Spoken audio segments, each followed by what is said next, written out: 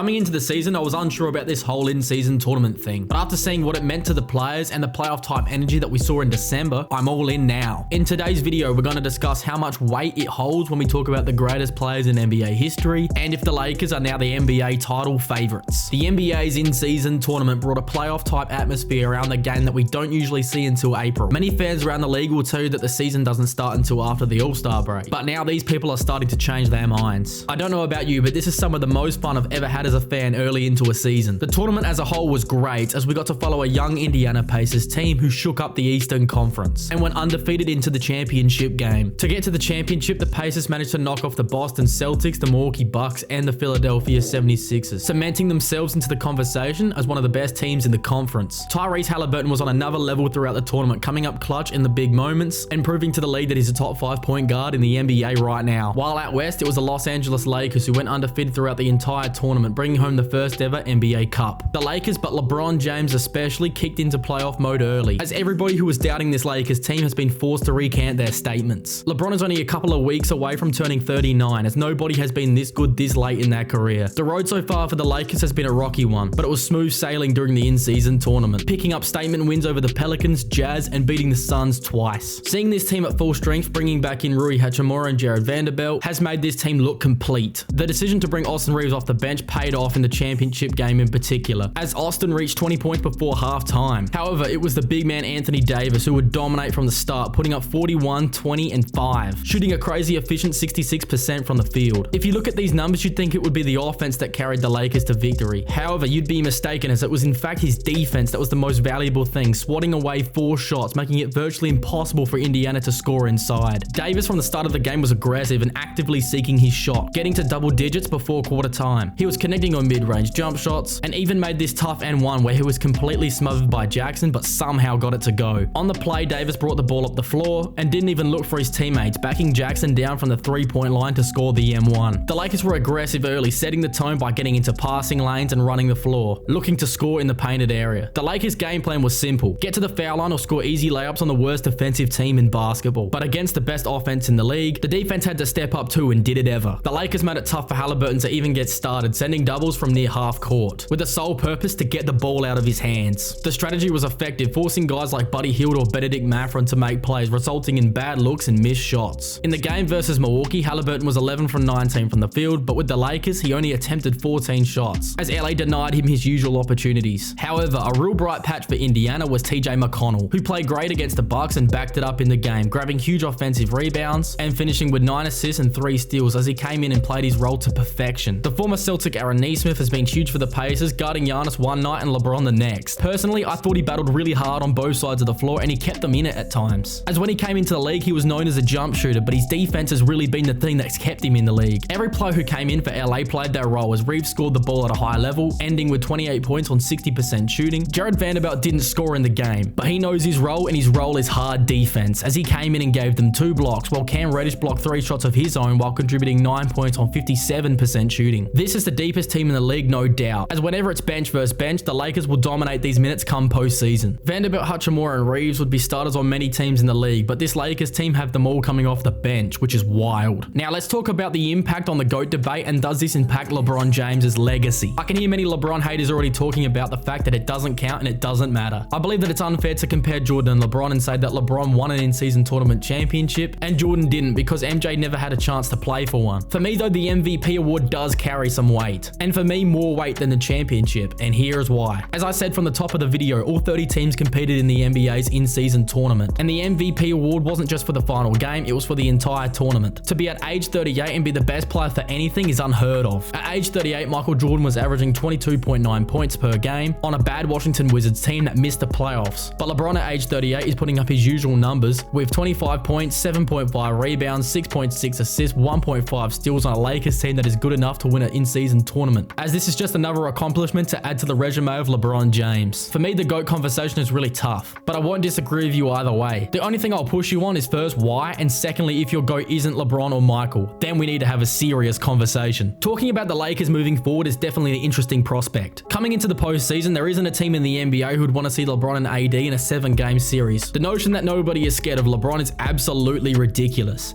as you'd have to be dumb to not fear him. As if you were camping out in the woods and you saw a grizzly bear, and you were telling me that you weren't scared of this grizzly bear, you were way more likely to die to that grizzly bear. If the Lakers can coast through the regular season maintaining health, finishing with at least a 5th seed, they'll make another deep playoff push, and would be my pick to win the Western Conference. I believe that winning the in-season tournament is going to do wonders for this team, as they now have even more experience playing in high-pressure situations, and have now won something together. After you've won something for the first time, it makes you want it even more. The team will have a clear goal in mind, helping them greatly in close games and even trainings. The only teams in the league that I think could actually beat a healthy Lakers team would be Denver, Boston, and Milwaukee, as the Lakers are just too damn deep for some of the teams in the league. From the chemistry of LeBron and Anthony Davis to the deep and connected role players, this team is going to shake up the NBA come postseason. Do you think LeBron James winning the in-season tournament makes his GOAT case stronger or not? I look forward to hearing from you in the comments below.